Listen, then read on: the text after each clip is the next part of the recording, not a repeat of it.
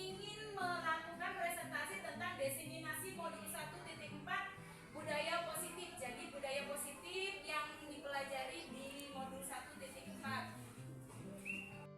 Budaya positif yang ada di sekolah itu merupakan nilai dan kebiasaan di sekolah yang berpihak pada murid sehingga mereka dapat berkembang menjadi pribadi yang kritis, penuh hormat dan bertanggung jawab sesuai dengan profil pelajar Pancasila. Di sini profil pelajar Pancasila kita kan ada 6. Jadi kita diharapkan menjadi guru itu sebagai penuntut, bukan sebagai penghukum. Jadi itu Bapak Ibu. Kemudian perubahan paradigma belajar dalam membangun konsep utama dari budaya positif, yaitu yang pertama perubahan paradigma belajar, kemudian disiplin positif, kebutuhan dasar manusia, motivasi perilaku manusia, restitusi atau posisi kontrol kita sebagai seorang guru, keyakinan kelas dan segitiga restitusi. Next, Pak.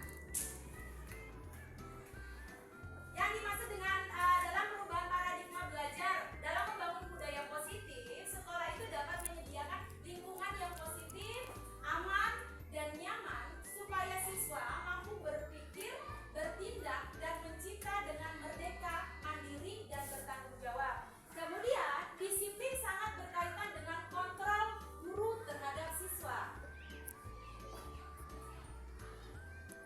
Next, Pak. Bapak Ibu guru, saya minta tolong dulu kita menggenggam tangan kita, dan salah satu teman berusaha untuk membuka tangan kita. Ibaratkan usahakan andai kata di sini ada sesuatu yang berharga di genggaman tangan Bapak Ibu guru dan orang lain berusaha untuk membukanya. Apa yang sebaiknya Bapak Ibu lakukan untuk menjaga genggaman tadi? Coba Ibu silakan membuka genggaman tangan.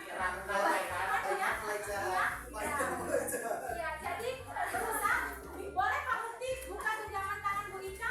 Apakah Bu Ika Pak Mukti berusaha sekuat tenaga? Iya, yang dilakukan Bu Ika dia kencang aja. Semakin kencang ya. Jadi di mana kita sebagai seorang guru itu memiliki peran penting di dalam sekolah. Next, Pak. Perubahan paradigma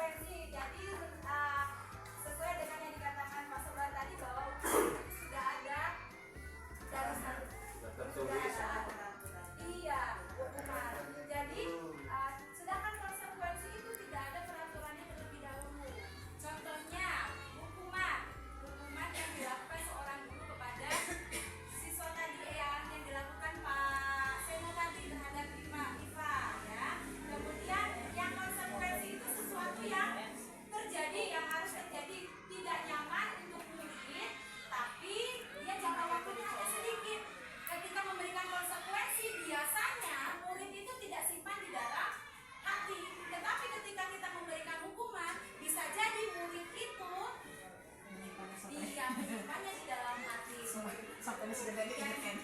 Ya, di dalam menyelesaikan ini semua, kembali lagi kita ke segitiga restitusi Bapak Ibu. Nanti kita saya jelaskan ya. Mungkin next Pak. Lanjut.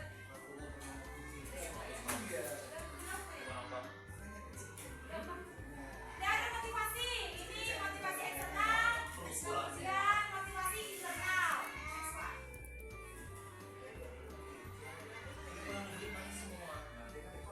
Termasuk ini hukuman atau konsekuensi. Menggantikan kertas tugas teman yang telah dicoret-coret, kira-kira hukuman atau konsekuensi Bapak Ibu? Konsekuensi. Kemudian berjemur di lapangan basket pukul 12 siang karena mengobrol dengan teman. Hukuman. Kemudian murid diminta bertelanjang kaki sepanjang hari karena tidak menggunakan sepatu warna hitam. Next Pak. Next Pak. Segitiga restitusi. Kita sebagai seorang guru itu biasanya menjadi pemukul, pembuat merasa bersalah teman, pemantau atau manajer. Sebaiknya kita sebagai seorang guru kita gunakan sebagai manajer. Lanjut. Ya. Ini contohnya apa? Saya kecewa sekali dengan kamu, itu membuat orang merasa bersalah. Kemudian kamu tidak pernah benar melakukannya, itu kalimat penghukum. Sedangkan sebagai seorang teman, ayolah lakukan ini demi Bapak Ibu. Kemudian sebagai pemantau, apakah kamu mau mendapatkan stiker bintang ini jadi memberikan penghargaan kepada murid? Sebagai manajer ini yang baik, bagaimana kamu bisa menyelesaikan masalah ini untuk menyelesaikan masalah tadi? Next Pak. Berikutnya, budaya positif pembentukan keyakinan kelas. Adapun beberapa yang perlu diperhatikan ketika kita membuat keyakinan kelas bersama dengan siswa kita di dalam murid. Yang pertama, keyakinan kelas bersifat lebih abstrak daripada peraturan yang lebih rinci dan konkret. Kedua, keyakinan kelas berupa pernyataan universal. Ketiga, pernyataan keyakinan kelas dibuat dalam bentuk positif. Diusahakan Bapak Ibu guru ketika membuat keyakinan kelas jangan menggunakan kalimat negatif atau ada kata tidak, tetapi gunakan kalimat positif itu untuk membangun. Keempat, keyakinan kelas hendaknya tidak perlu banyak sehingga mudah diingat dan dipahami.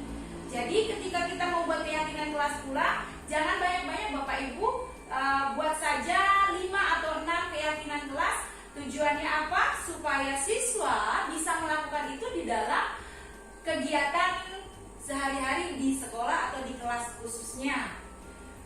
Kelima, keyakinan kelas sebaiknya sesuatu yang dapat diterapkan di lingkungan tersebut. Dapat diterapkan di lingkungan tersebut, contohnya keyakinan kelas. Kita buat keyakinan kelas satu, contohnya yaitu membiasakan 5S, Bapak Ibu. Senyum, salam, sapa, sopan dan santun. Itu setiap hari kita bisa lakukan, anak-anak bisa lakukan di sekolah kita.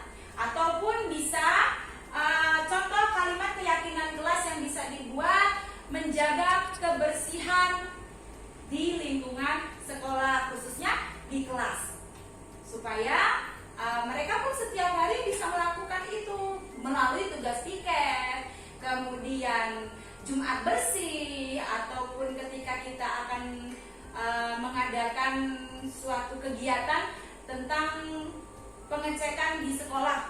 Itu kan bisa kita lakukan dalam kebersihan menjaga lingkungan sekolah.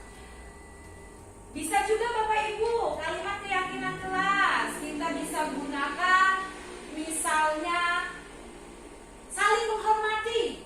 Saling menghormati artinya ketika teman kita berbeda, baik itu berbeda suku, berbeda ras, berbeda agama, kita bisa saling menghormati dan menghargai, karena itu sudah mencerminkan pengamalan Pancasila yang ada di Indonesia. Berikutnya Bapak Ibu, semua warga kelas ikut berkontribusi dalam pembuatan keyakinan kelas. Artinya setiap siswa itu bisa saling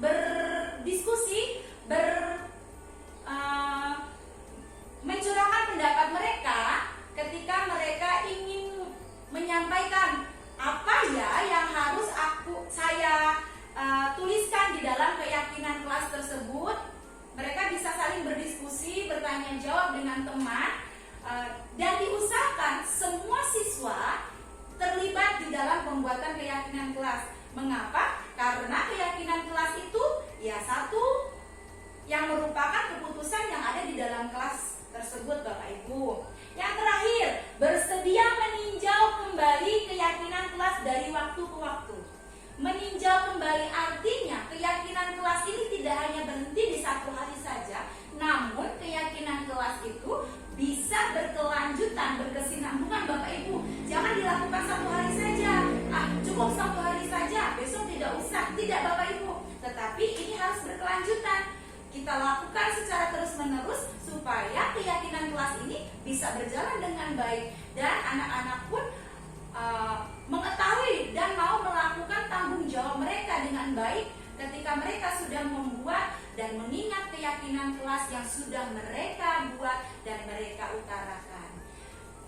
Berikut Bapak Ibu, kita bisa lihat contoh foto yang dilakukan di dalam kelas ketika mereka membuat keyakinan kelas. Keyakinan kelas bisa dibuat atau diutarakan dalam selembar kertas, Bapak Ibu.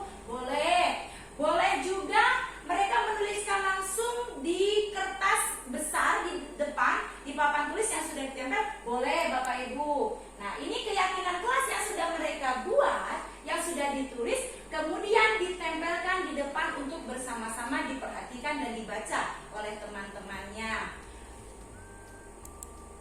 Ini Bapak Ibu keyakinan kelas yang sudah ada di kelas kami, di kelas 6A. Jadi mereka membuat keyakinan kelas itu dengan kalimat, yang pertama mereka memang membuat kalimat dengan kalimat ada yang negatif, ada kata tidak. Namun setelah kita perbaiki, saya beri pengarahan, mereka mulai memperbaiki kalimat keyakinan kelas yang mereka buat.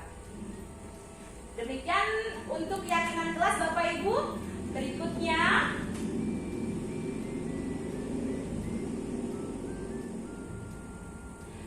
kita masuk ke dalam segitiga restitusi. Segitiga restitusi itu merupakan proses menciptakan kondisi bagi murid untuk memperbaiki kesalahan mereka sehingga mereka bisa kembali pada kelompok mereka dengan karakter yang lebih kuat. Melalui restitusi ini, guru dapat yang pertama membantu murid menjadi lebih memiliki tujuan, disiplin positif, serta memulihkan dirinya setelah berbuat salah. Artinya, ketika kita melakukan segitiga restitusi, kita memanggil siswa tersebut untuk tujuan supaya anak tersebut disiplin positif dan bisa memperbaiki dirinya setelah berbuat salah.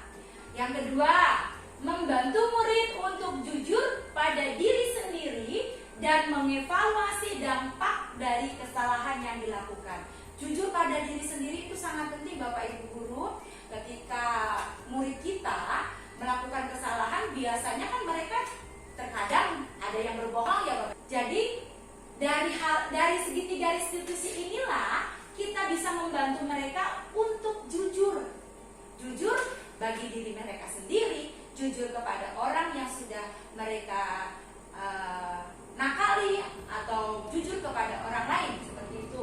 Dan mereka dapat mengevaluasi atau memperbaiki, mengetahui dampak dari kesalahan yang sudah mereka lakukan.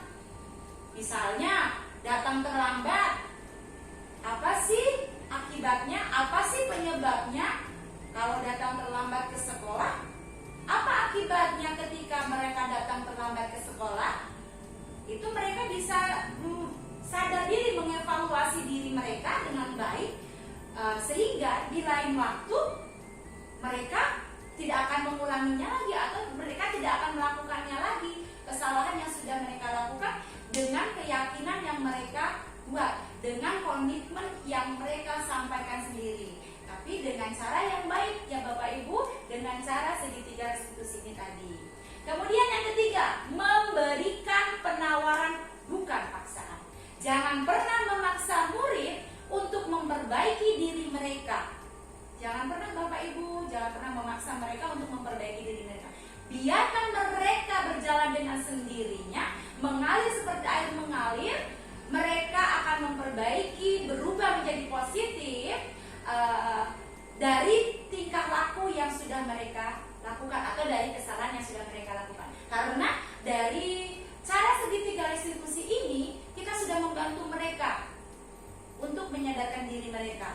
menjadi lebih disiplin, menjadi lebih bertanggung jawab, bisa melakukan komitmen mereka.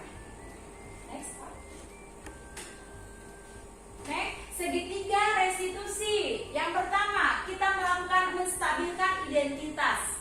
Di dalam menstabilkan identitas ini, kita bisa mengutarakan kalimat atau mengucapkan kalimat seperti setiap orang pasti memiliki kesalahan. Setiap orang pernah melakukan kesalahan.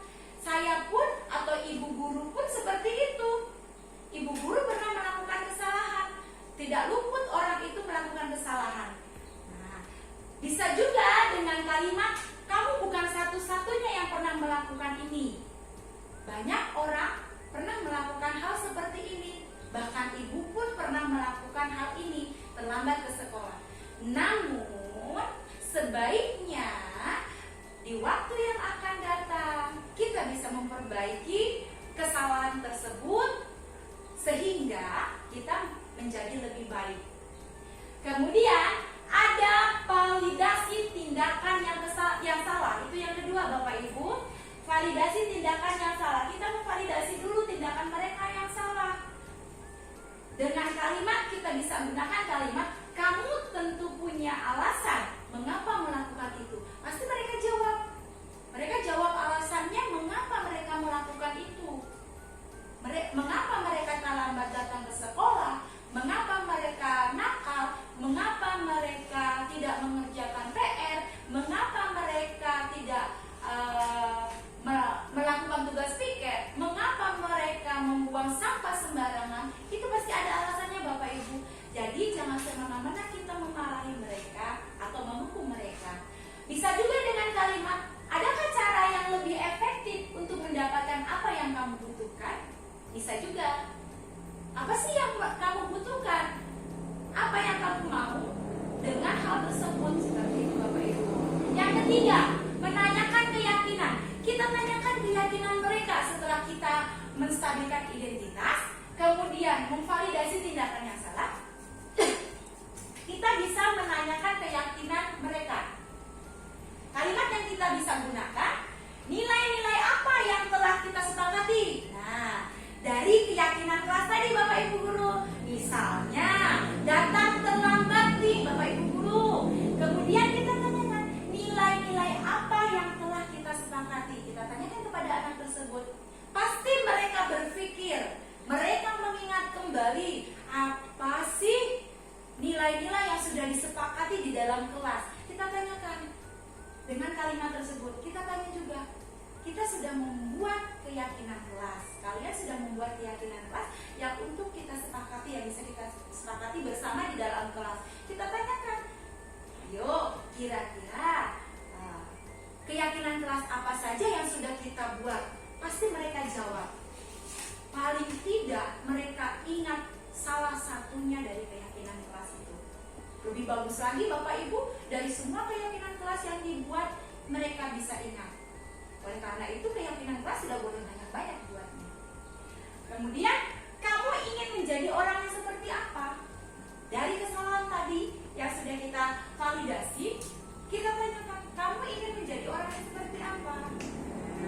Itu di tahapan menanyakan keyakinan mereka. Mereka pun akan jawab. Dan di akhir, kita tanyakan komitmen kepada mereka. Dari kamu ingin menjadi orang seperti apa tadi, komitmennya. Mereka pasti punya komitmen, Bapak Ibu. Tidak mungkin seseorang itu tidak mau berubah. Pasti bisa berubah. Jadi, biarkan mereka berkembang dengan baik, sehingga mereka boleh memperbaiki diri mereka. Yang pasti Bapak Ibu, jangan dengan cara hukuman. Itu saja, kita bisa gunakan segitiga restitusi ini. Nah, mari bersama-sama kita bisa menyaksikan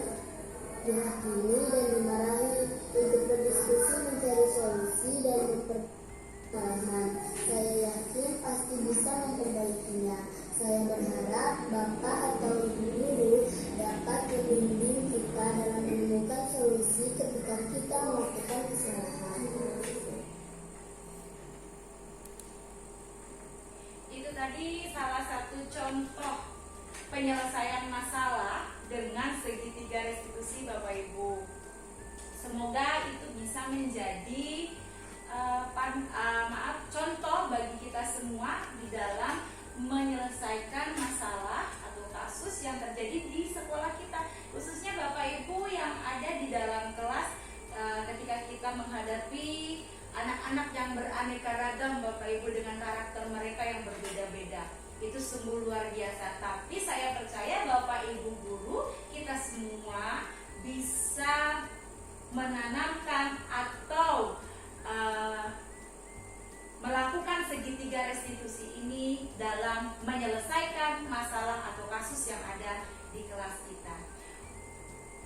Mungkin ada satu contoh lagi video Bapak Ibu yang bisa kita saksikan tentang membuang sampah sembarangan Bapak Ibu. Ini sering dilakukan oleh siswa kita. Rizky, mengapa Rizky buang sampah sembarangan, nak? Ambil sampah saya, buang sampah.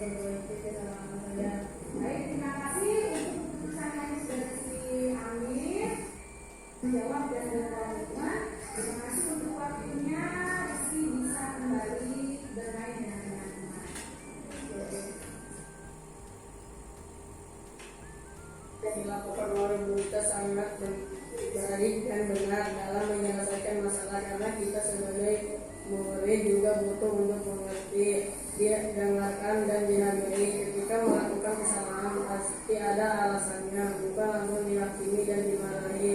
Untuk berdiskusi, mencari solusi dan memperbaiki kesalahan, saya yakin pasti bisa memperbaikinya. Saya berharap Bapak atau Ibu guru dapat membimbing kita dalam menemukan solusi ketika melakukan kesalahan.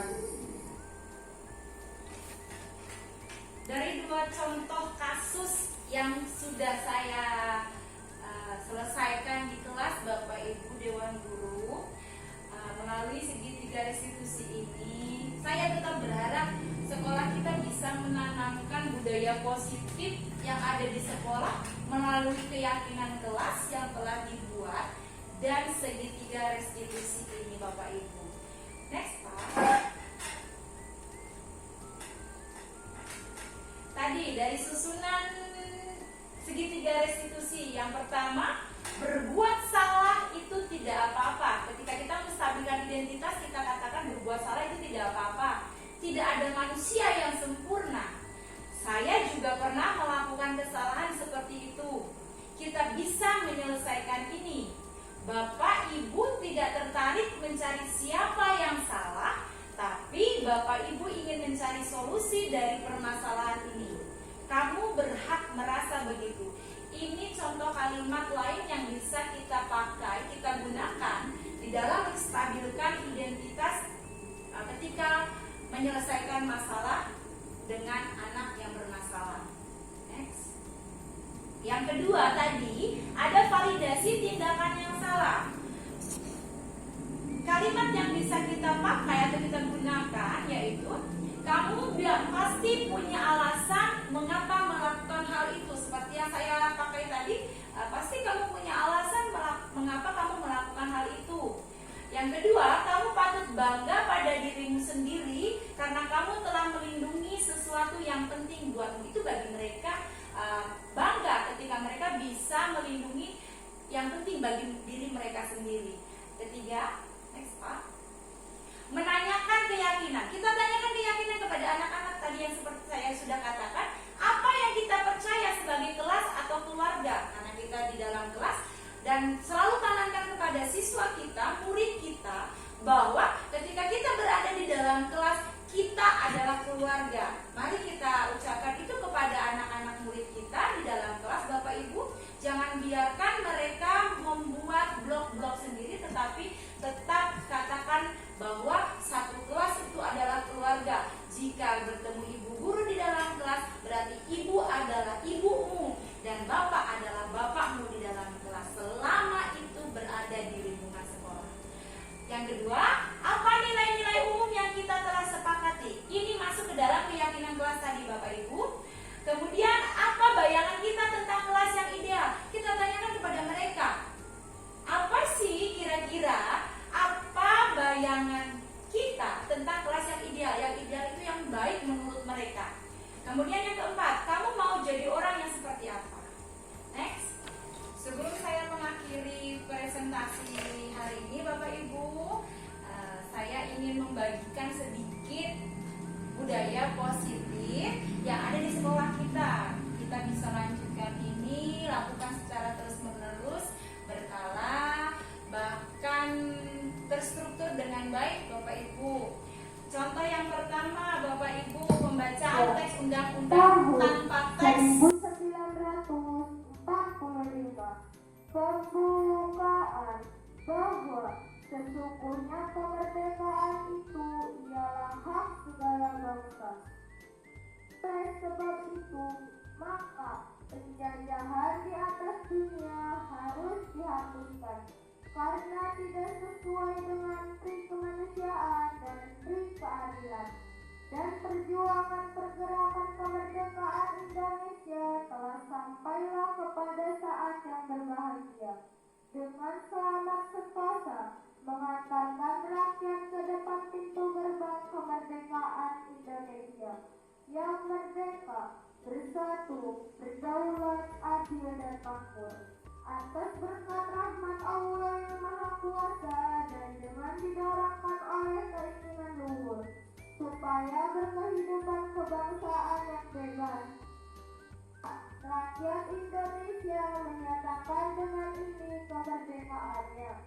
Kemudian daripada itu, untuk membentuk suatu pemerintah negara Indonesia yang melindungi segenap bangsa Indonesia dan seluruh tumpah darah Indonesia, dan untuk memajukan kesejahteraan umum, mencerdaskan kehidupan bangsa, dan ikut melaksanakan ketertiban dunia yang berdasarkan kemerdekaan, perdamaian abadi, dan keadilan sosial. Maka disusunlah kemerdekaan kebangsaan Indonesia itu dalam suatu undang-undang dasar negara Indonesia yang terbentuk dalam susunan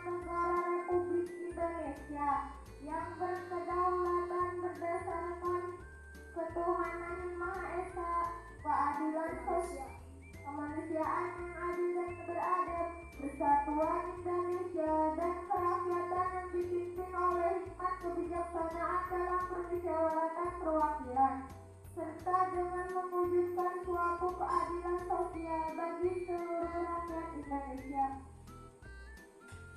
Pembacaan undang-undang tanpa teks bisa kita tanamkan kepada murid-murid kita, Bapak Ibu guru, sehingga mereka benar-benar hafal, benar-benar ingat apa isi dari teks Undang-Undang 1945. Berikutnya, pembiasaan setiap pagi hari di jam agama, anak-anak diajak untuk sholat duha, melakukan sholat duha bersama di musola yang ada di sekolah kita. Ini budaya positif yang harus terus kita kembangkan, Bapak Ibu guru. Kemudian ada sholat berjamaah, Bapak Ibu. Sholat berjamaah ini dilakukan oleh laki-laki, peserta didik laki-laki. Mereka lakukan setelah pulang sekolah. Jadi jam 12 lewat, mereka tidak langsung pulang. Mereka bisa melakukan sholat berjamaah di sekolah, di musola yang ada bersama-sama. Itu dengan giliran. Jadi dari mulai kelas 4 sampai kelas 6 itu bergilir harinya, Bapak Ibu. Kemudian kita bisa lihat baris berbaris yang dilakukan setiap pagi di depan kelas sebelum masuk kelas. Baris berbaris ini tidak hanya baris berbaris saja, Bapak Ibu, tetapi ketika baris berbaris mereka diminta atau mereka selalu mengucapkan profil pelajar Pancasila, tepuk PPK dan tepuk P5.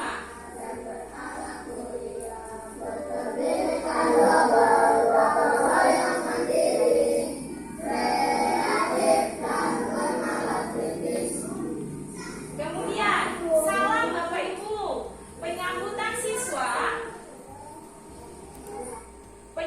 siswa di pagi hari. Ini kita bisa lakukan dan sampai saat ini kita sudah mulai berkembang.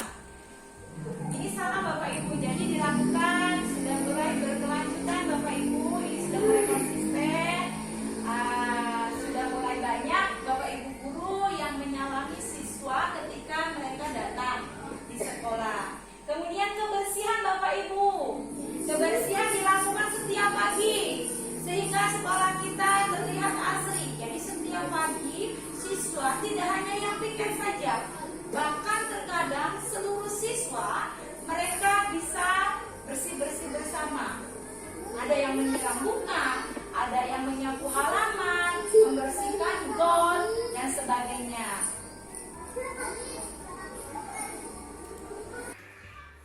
Bapak Ibu guru, sekian pemaparan dari saya tentang budaya positif. Semoga kita rekan guru di sini, warga sekolah SD Gondokan Mulia bisa melakukan budaya positif itu di sekolah kita dan kita mulai menerapkan yang namanya segitiga restitusi. Kita sebagai seorang guru boleh menjadi manajer bagi rekan sejawat dan murid-murid kita, dan kita biasakan untuk hidup melakukan budaya positif di sekolah kita sehingga sekolah kita semakin maju. Terima kasih atas perhatiannya. Mohon maaf apabila saya ada kesalahan atau kekurangan dari saya, mohon maaf. Saya ucapkan selamat pagi semuanya. Ya, saya ucapkan terima kasih kepada Ibu Dita yang sudah menyampaikan paparannya bagaimana budaya positif yang seharusnya berlaku di sekolah, dan semoga kita sebagai guru dapat menjalankannya di sekolah, khususnya di lingkungan sekolah dan lebih tepatnya lagi di kelas masing-masing. Kemudian kepada Bapak Ibu guru saya ucapkan terima kasih banyak untuk meluangkan waktunya bisa hadir di sini, dan saya sebagai pembawa acara saya mohon maaf apabila banyak kata yang kurang berkenan di hati Bapak Ibu, dan kepada Allah saya mohon ampun. Saya akhiri, wabillahi taufiq wal hidayah. Wassalamualaikum warahmatullahi wabarakatuh. Waalaikumsalam warahmatullahi wabarakatuh. Assalamualaikum warahmatullahi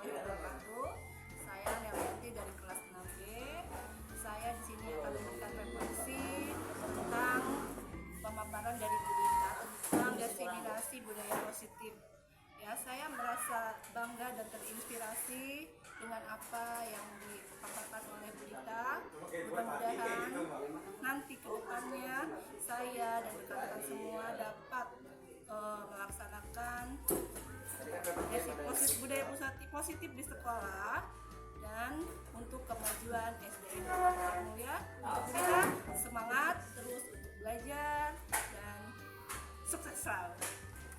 Assalamualaikum warahmatullahi wabarakatuh. Assalamualaikum warahmatullahi wabarakatuh. Saya Komariah, guru kelas 5, mengucapkan terima kasih atas pemaparan atau presentasi yang dilakukan oleh Ibu Andita tentang diseminasi budaya positif. Sangat menginspirasi saya dan rekan-rekan. Saya menerapkan budaya positif di sekolah, khususnya di kelas saya. Terima kasih Ibu Dita, tetap semangat membawa perubahan yang baik bagi SDN Uangkang. Wassalamualaikum warahmatullahi wabarakatuh. Perkenalkan, saya Daha Mukti, ingin menyampaikan sedikit refleksi terkait presentasi dari Ibu Andita Nawang Ratri terkait budaya positif di sekolah. Menurut saya memang budaya positif itu harus kita tanamkan di sekolah, karena memberikan contoh yang baik itu budaya positif insya Allah akan membawa juga sesuatu hal yang positif kepada murid, khususnya juga pada umumnya kepada sekolah. Untuk Bu Dita terus semangat, terus ajak rekan-rekan untuk membiasakan berbudaya positif, terus belajar sambil mengajari kami juga nanti mungkin. Intinya tetap semangat dan semoga budaya positifnya bisa ditularkan ke seluruh sekolah, khususnya di SD Negeri 2 Mekar Mulia, pada umumnya di pendidikan seluas-luasnya. Ya, terima kasih. Terima kasih. Baik, untuk pada sesi ini perasaan saya setelah mendengarkan dan mengikuti dari apa yang sudah dipaparkan oleh Ibu Dita selaku CGP dari SDN 2 Mekar Mulia. CGP angkatan berapa Bu Dita? Angkatan 11. Angkatan 11, saya lupa ternyata. Jadi perasaan saya senang karena di sekolah kami ada salah satu yang ikut dalam kegiatan dari kementerian, dan tentunya ini akan berdampak kepada sekolah kami tentunya, dan mulai terlihat dari awal kegiatan guru penggerak sudah mulai pendidikan, dan itu perasaan saya senang tentunya. Terus yang kedua, dari yang sudah dipaparkan itu ada beberapa hal yang saya dapatkan. Yang pertama tentunya tentang budaya positif. Budaya positif itu ternyata banyak sekali, tidak hanya beberapa hal. Banyak budaya positif ini yang terintegrasi dengan gerakan literasi sekolah. Kalau kami dari sekolah ada gerakan literasi sekolah, ada yang terintegrasi ke situ, dan tentunya akan mendukung dari rapot mutu pendidikan yang ada di sekolah. Yang kemarin yang tadi sudah dipaparkan itu tentang budaya positif restitusi. Jadi restitusi itu bagaimana guru itu menjadi seorang pemimpin pembelajaran, berperan sebagai guru BK, bimbingan konseling. Dan ini saya sebagai kepala sekolah mendapatkan manfaatnya dengan restitusi tersebut, karena kepala sekolah banyak mendapatkan laporan-laporan dari siswa-siswa yang tidak bisa ditangani oleh bapak ibu gurunya, dan tumpuan terakhir adalah kepala sekolah. Nah, dari modul restitusi ini tentunya manfaatnya bagi kepala sekolah bisa menangani siswa-siswanya yang sedang mengalami permasalahan dengan tidak menggunakan kata-kata judgement, dan tentunya dengan menggiring anak tersebut bagaimana memposisikan anak tersebut menjadi dia sadar akan kesalahannya sendiri tanpa diberitahu oleh yang merestitusi, atau dalam kesempatan ini kalau saya sebagai kepala sekolah. Nah, dari hal tersebut, ketika nanti guru penggerak menjadi kepala sekolah, itu salah satu modalnya tentunya restitusi itu Bu Dita ya. Jadi nanti Bu Dita ketika menjadi kepala sekolah, jadi itu salah satu modalnya. Dan tentunya saya akan menanti nih modul-modul yang lain dari guru penggerak, pendidikan guru penggerak. Nanti akan saya tunggu untuk Ibu Dita memberikan materi-materinya atau berbagi praktik baik dari materi-materi yang sudah diikuti dengan saya, tentunya saya sebagai kepala sekolah dan rekan-rekan. Jadi nanti kami mendapatkan ilmu walaupun tidak mengikuti pendidikan guru penggerak. Dan kami tentunya dapat manfaatnya dari kegiatan guru penggerak itu, dari berbagi praktik baik dari guru penggerak yang ada di sekolah kami. Nah, untuk selanjutnya, setelah saya mendapatkan ilmu nih, apa yang sudah saya dapatkan dari tentang restitusi atau budaya positif yang lain yang sudah Ibu Dita ceritakan, paparkan, dan tentunya banyak sekali ide-ide yang muncul di benak saya tentang budaya positif. Dan budaya positif yang sudah diterapkan ternyata sudah banyak dari Bapak Ibu guru kelas dan bidang studi, sudah banyak yang menerapkan budaya positif tentunya. Karena setelah dilihat Bapak Ibu guru sudah mengkondisikan kelasnya dengan membiasakan anak-anaknya tentunya dengan yang tidak baik, bukan yang tidak baik, tapi dengan yang baik, dengan menjaga kebersihan, menjaga ketertiban ketika pembelajaran, menciptakan pembelajaran yang menyenangkan. Dan untuk kedepannya setelah saya mendapatkan hal ini, saya berkeinginan untuk memberikan kesempatan atau waktu lagi kepada Ibu Dita, saya sebagai manajerial di sekolah ini, untuk membagikan praktik baiknya di dalam kegiatan komunitas belajar kami. Dan komunitas belajar kita ada yang namanya Guru Kreatif SDN 2 Mekar Mulia yang sudah terdaftar di PMM. Dan nanti kedepannya, karena saya juga menjabat sebagai sekretaris, bukan ketua gugus, tapi sekretaris, saya akan menyampaikan kepada ketua gugus bagaimana nanti memfasilitasi dari guru penggerak. Selain Bu Dita juga nanti akan difasilitasi untuk berbagi praktik di gugus Ki Hajar Dewantara. Dan gugus Ki Hajar Dewantara sudah terdaftar dalam komunitas di PMM. Itu saja yang akan saya lakukan. Terima kasih dan saya akhiri. Wassalamualaikum warahmatullahi wabarakatuh. Tetap semangat untuk Ibu Dita.